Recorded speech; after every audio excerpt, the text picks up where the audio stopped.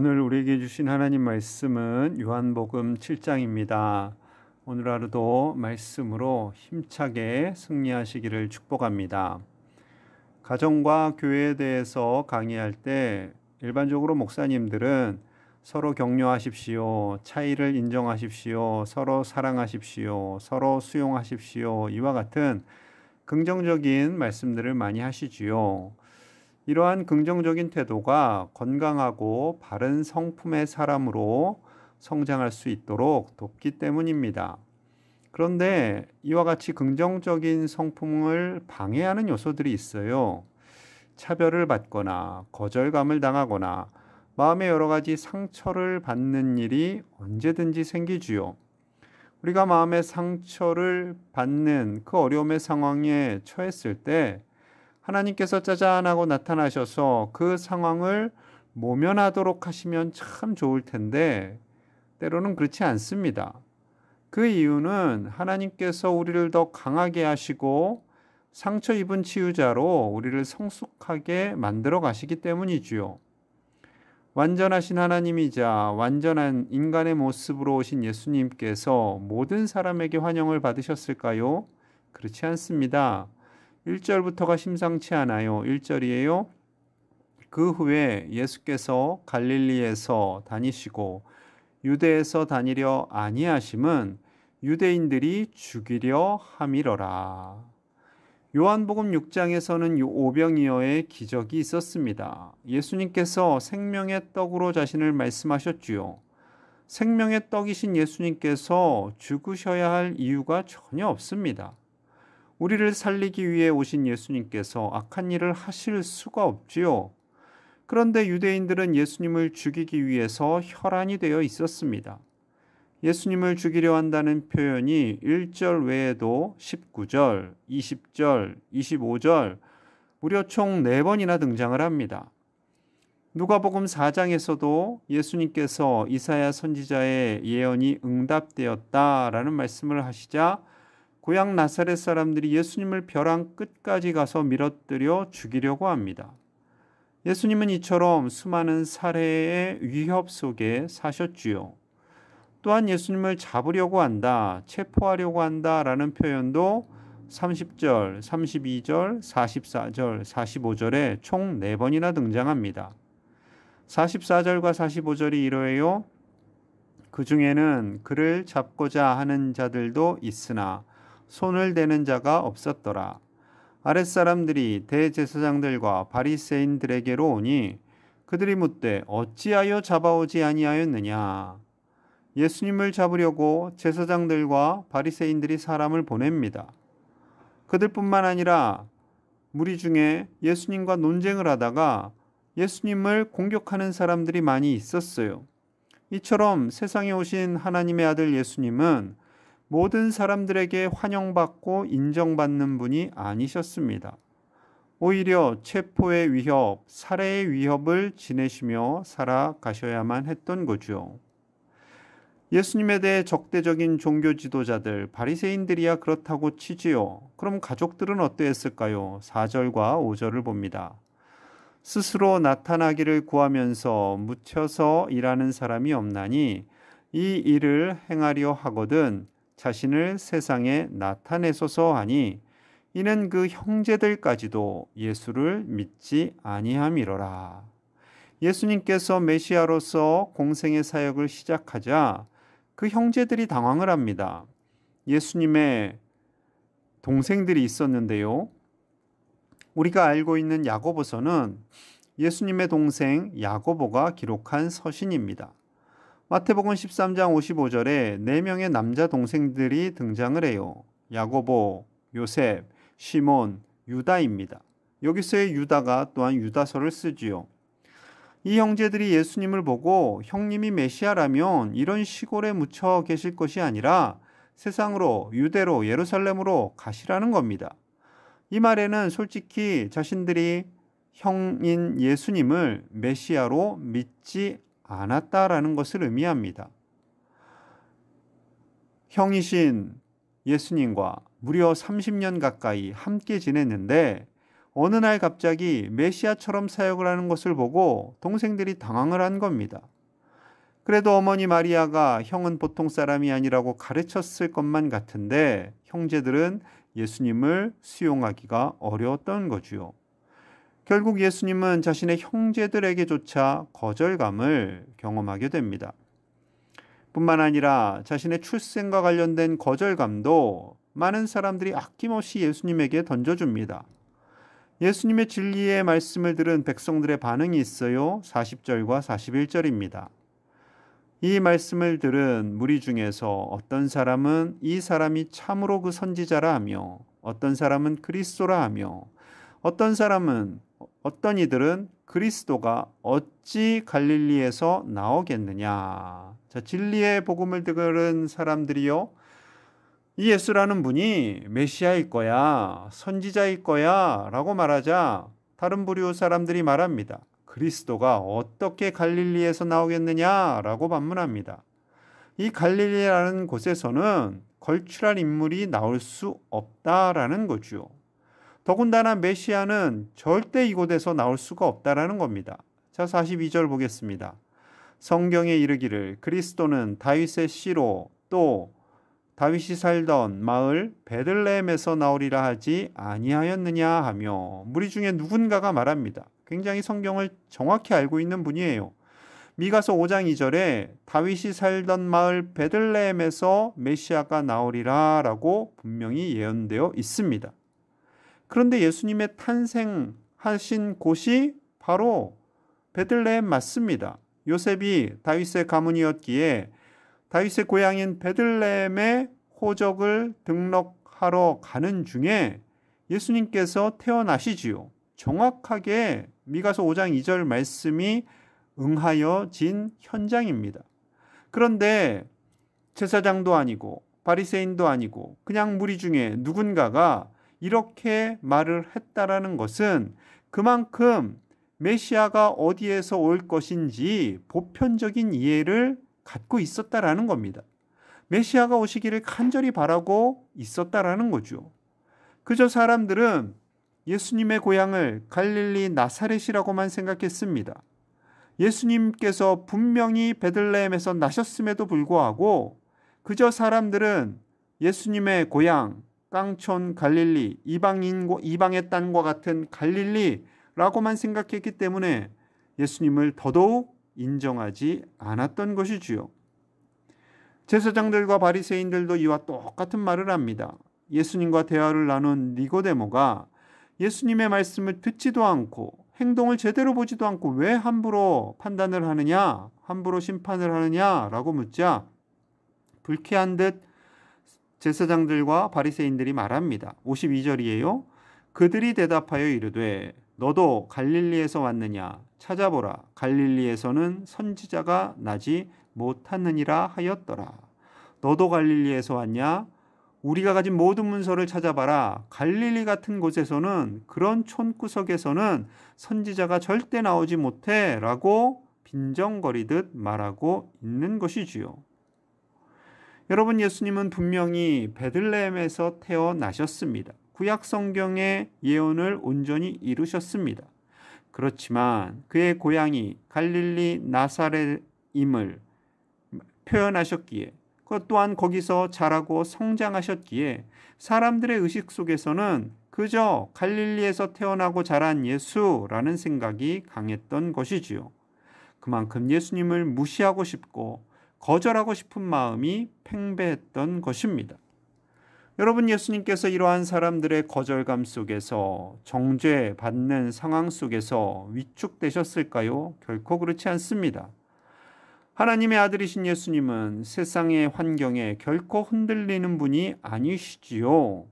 세상에서 낙심하거나 절망하거나 위축되는 그런 분이 아니십니다. 그렇다면 예수님의 제자인 우리, 예수 그리스도로 말미암아 구원받은 우리는 왜 이렇게 두려워하며 근심하며 염려하며 살아갑니까? 왜 이렇게 작은 일에도 거절감을, 분노를 내지 못해서 속 마음이 타들어가는 것일까요? 여러분, 여러분, 이 모든 상황에 그 어려움들, 아픔들 이겨내셔야 합니다. 세상은 우리에게 자꾸만 세상적인 가치를 요구합니다. 그러다 보니 우리가 세상의 것에 목말라 하게 되고요. 세상의 것을 더 추구하게 되지요. 특히 요즘 같은 코로나 시기를 거치면서 우리 안에 계속해서 우울감과 염려와 심지어 분노까지도 있습니다. 여러분, 이럴 때마다 우리는 더 예수님을 바라보아야 할 것입니다. 우리가 이 땅에서 상한 마음, 이 땅에서 갖는 여러 가지의 목마름, 그런 모든 것들을 채워주시는 주님은, 채워주시는 분은, 우리를 위로해 주시는 분은 오직 주님뿐입니다. 오직 예수님뿐이에요. 37절 이렇게 말씀하십니다. 명절 끝날 곧 큰 날에 예수께서 서서 외쳐 이르시되 누구든지 목마르거든 내게로 와서 마시라. 아멘. 아멘. 예수님께서 그냥 말씀하시는 것도 아닙니다. 서서 외치십니다. 서서 외치세요. 성경에 예수님께서 서서 외치셨다라는 표현이 많지 않습니다. 서서 간절히 백성들을 향해서 또한 이 시대를 살고 있는 우리에게 외치시는 겁니다. 누구든지 목마르거든 내게로 와서 마시라. 우리의 목마름, 우리의 갈급함은 세상의 것으로 채워지지 않습니다. 우리의 영적인 이 갈급함, 이 마음은, 이 허전한 마음, 이 답답한 마음, 이 우울한 마음은 오직 예수님만으로 해결될 수 있음을 말씀하고 있는 거지요. 여러분, 생수이신 예수님을 마실 수 있기를 소망합니다. 예수님의 말씀, 예수님의 행동, 예수님께서 주시는 그 놀라운 은혜의 말씀이, 그 행동 하나하나가 우리에게 큰 은혜가 되고요. 우리에게 이 상한 마음을 위로하시고 영원한 해가를 주시는 하나님의 크신 은혜인 줄로 믿습니다. 38절 39절에서는 더 구체적으로 말씀하세요. 나를 믿는 자는 성경의 이름과 같이 그 배에서 생수의 강이 흘러나오리라 하시니 이는 그를 믿는 자들이 받을 성령을 가리켜 말씀하신 것이라. 예수께서 아직 영광을 받지 않으셨으므로 성령이 아직 그들에게 계시지 아니하시더라. 아멘. 예수님께서 나를 믿는 자라고 말씀하십니다. 하나님의 아들이신 예수 그리스도, 그분을 믿으면 생수의 강이 흘러나온다라는 겁니다. 우리가 예수님을 믿을 때 우리의 배에서 생명을 살리는 강물이 흘러나옵니다. 이 생수의 강이 바로 성령 하나님이신 것이지요. 우리가 주님을 믿을 때 주님의 이름, 그 놀라운 예수 그리스도의 이름으로 말미암아 성령님이 우리 안에 거하게 되고, 또한 이 성령님은 우리 안에서 생수의 강으로 흘러간다라고 말씀하고 있습니다. 즉, 우리를 이 세상을 살리는 생수의 강과 같은 주님과 같은 사람으로 우리를 부르고 계시고, 우리를 동일하게 사용하고 계시는, 주님과 같이 사용하고 계심을 말씀하고 있는 거죠. 여러분, 세상의 불안, 세상의 염려, 두려움으로 우리 내면을, 우리 속을 절망감으로 가두어서는 결코 안 될 것입니다. 우리 안에는 예수님께서 주신 생수의 강이 있습니다. 성령님의 놀라운 능력이 있습니다. 그 놀라운 능력으로 말미암아 상처 입은 치유자가 되는 겁니다. 때로는 거절감도 당하고, 때로는 정죄도 받고, 때로는 모욕도 듣지만 그것을 예수님께서 우리의 내면 속을 치유하여 주시고, 우리의 내면 속에서 흘러나오는 주님의 생명수와 같은 강이 또 다른 사람을 살리고 또 다른 사람을 위로하고 그들에게 복음을 전하게 될 줄로 믿습니다. 우리 모두가 이 시대에 살아가는 작은 예수님이 다 되시기를 소망합니다. 우리는 예수님을 닮아가는 사람들이고요. 예수님의 제자이고요. 예수님의 친구이고요. 또한 작은 예수님으로 살아가는 존재들입니다. 우리로 인해서 다른 사람들이 살아나기를 간절히 소망합니다.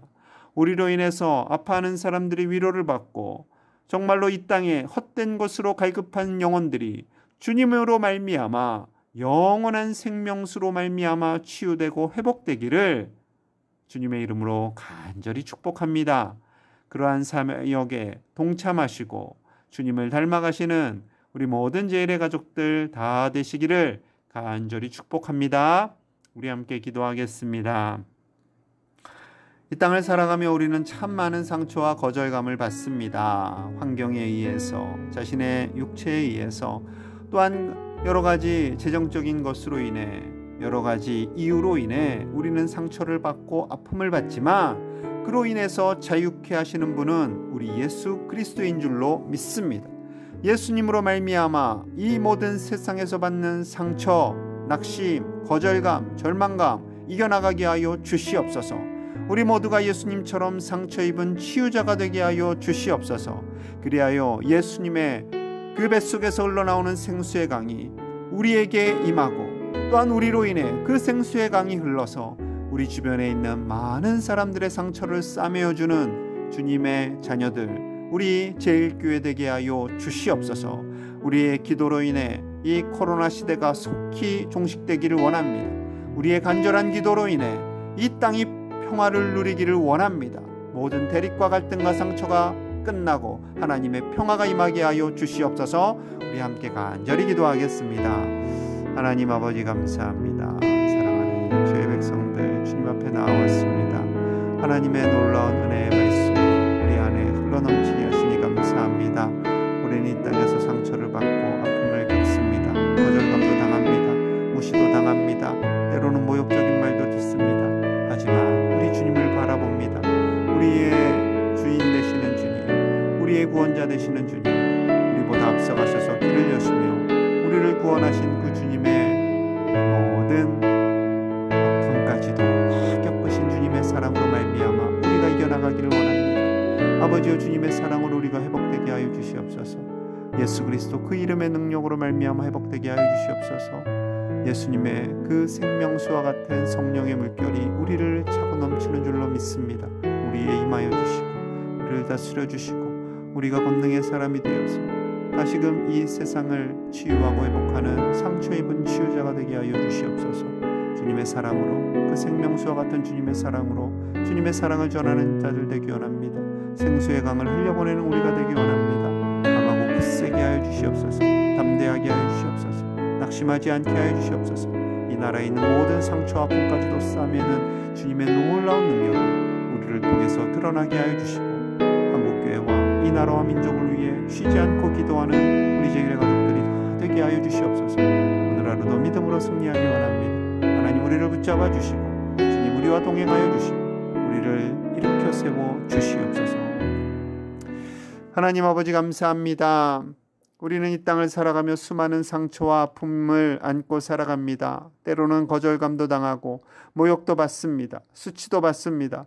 하지만 세상에서 받는 이러한 것으로 인해 낙심하거나 절망하지 않게 하여 주시옵소서. 언제나 우리 예수님을 바라보기를 원합니다. 정말로 어려운 위기의 순간 속에서도 하나님 아버지를 바라보며 평안하게 모든 사명을 감당하신 우리 예수님, 언제나 평안한 마음 속에서 생수의 강을 흘려보내신 주님, 언제나 우리를 살리시는 것에 목적을 두셨던 그 주님의 온유하고 따스한 사랑만이 우리 안에 거하게 하여 주시옵소서. 우리의 마음이 때로는 요동치고 지치고 낙심할 때가 있습니다. 아버지여, 우리를 불쌍히 여겨주시고 우리도 예수님처럼 상처 입은 치유자가 되어 예수님의 생수의 강이 우리를 통해서 흘러가 많은 자들의 아픔을 위로하고 싸매어주는 주님의 사람들이 우리 광양제일교회가 되게 하여 주시옵소서. 오늘 하루도 주님의 손 붙잡고 일어서기를 원합니다. 담대하게 하여 주시고 기쁨이 넘쳐나게 하시고 하나님의 놀라운 은혜를 전하는 축복의 통로가 되게 하여 주시옵소서.